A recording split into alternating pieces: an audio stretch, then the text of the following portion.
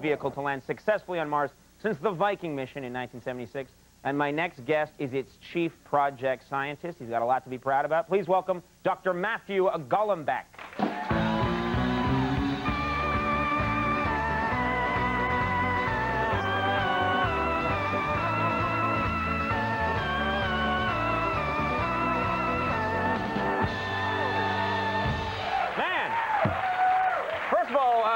Congratulations. This is an amazing achievement. You must be thrilled. What a thrill. To be on this show. Oh, well, actually, I thought you were talking about landing on Mars. No, not at all. It's finally achieved, the greatest show in TV. No, it's a very exciting thing. It's very cool. Yeah, I mean, 20 years. 20 years. 20 years. It's amazing. And there's so much to talk about. First of all, just reacquaint people with what is the mission here, correct me if I'm wrong, is to try and find life on Mars. Is that correct? That's what they want the Pathfinder to find, or evidence of life on Mars. That's the long-term goal of the whole Mars exploration program. That's going to take a dozen missions and sample returns, and that's a long...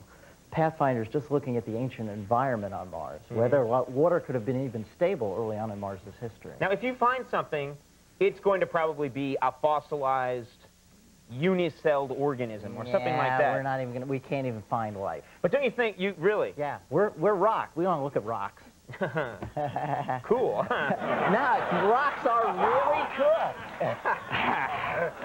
Ouch. You think that rocks are just bad things in your garden, but they're not. Well, no, I mean, they're rocks, but no, most people aren't. I mean, I would think, though, that you guys must be fighting expectations. A lot of people that just hear about the project, they hear that a Pathfinder's going there, they expect your little buggy to roll up to, my name is Gordar, welcome.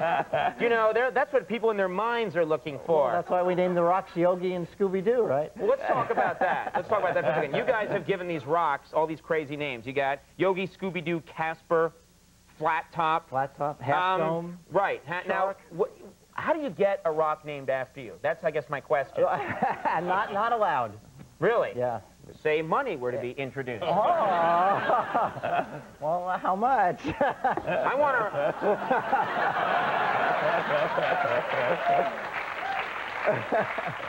I think this is a good time for a commercial. I want a rock named Watch Late Night. And then the one next to it, Conan? No, Pimpbot.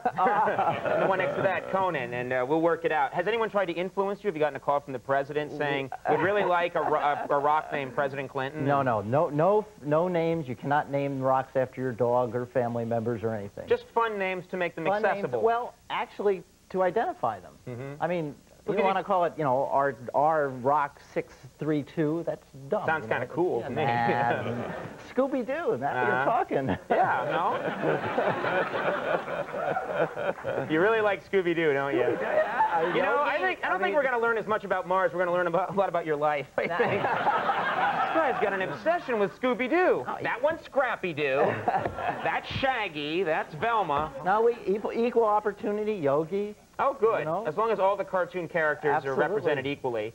And not just Hanna-Barbera, either. Let's get out into the Warner Brothers and the other cartoon characters. That's right. I hate to be the fly in the ointment, but some people, including myself, question the validity of this project. I was looking at one of the pictures. Can we put this picture up, Liz, please? There's the picture, all right? And then I noticed this little thing way over there on the left-hand side. Yes. And we zoomed in on that. And look at that. I'm just questioning. Hey. Are we really sure that... It's awful cold on Mars. I had a question. Who's driving? Who's actually driving the little guy? What do you call him? You call him Pathfinder? We call him, yeah, the Pathfinder rover driver. Or a Pathy. And he has a license.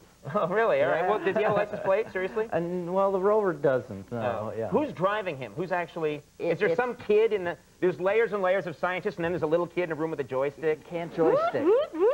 Yeah. You know, it's an 11-minute light time delay onto Mars. Oh. So you can't joystick something. You'd see a crevasse or something, it'd be gone by the time you figured it out. Yeah. 11 minutes for whatever you're seeing on Mars to get to Earth. Right. So joysticking's out. Okay. You actually look in stereo in a computer monitor. You put on these little geeky glasses, and you see in 3 dimensions. Right. And you have a little model of the rover which changes size and shape as you move it through there. Sure you do. And you give it places to go. Very cool. X, Y, it's all and Z. done with computers, and because you have to anticipate. There's the huge time lag. Yeah, that's right. And it moves very slowly, tortuously slowly. 1/4 wheel revolution, and it checks its environment. It goes out and says, am I healthy? Do I still hear the lander? Is there anything in front of it? Is it too tilted? It's very neurotic, is what you're saying. Oh, it's dear. very slow. It can only do one thing at a time. It's a serial machine. So it won't be doing donuts or anything. It can't roll and computate at the same time, right? I wouldn't think. Now, for you, this has been a big life change. No, this is a big life change for you because you've been working on this thing for a long time. 5 years. 5 years. And first of all, I have to ask you, weren't you nervous when the thing finally landed and there was that big tense moment when the rover has to come down the ramp, and the whole world is watching, and they've spent all this money, all this time? What if it had gone down the end of the ramp and just gone, and then like, well, and it's I not don't know moving. if you saw, one ramp never went down to the surface. It was a diving board.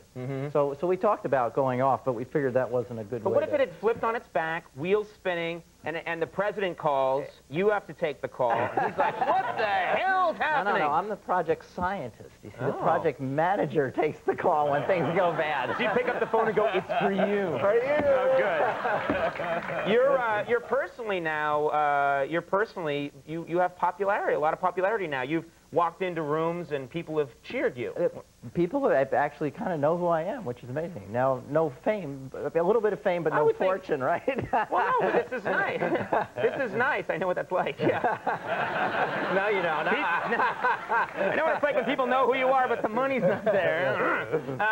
But is it strange? I mean, for you, suddenly it's, overnight, people are, you must like that. That's a nice perk. Well, it never was high on my list, actually. Really? Yeah, if I were you, I'd be going to bars and stuff, and sidling up to women and saying, the Mars? I'm a research scientist.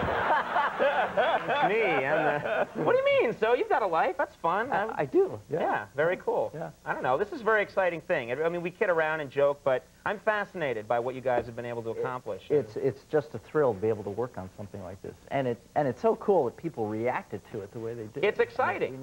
We never perceived it. I mean, we always thought it was really neat, but to have people think it was such a neat thing to do. And when you see photos of we're actually on Mars, and the only thing that makes me sad, we're out of time, I'm afraid, the only is that I've kind of grown to like that little guy driving around. You got to leave him there. That was the only part that kind of, you know what I mean? It's like he doesn't get to come back. No, he's an inspiration to our exploration of Mars. I mean, that's a monument to our ability. I don't want to be there when you explain to it that it ain't coming back.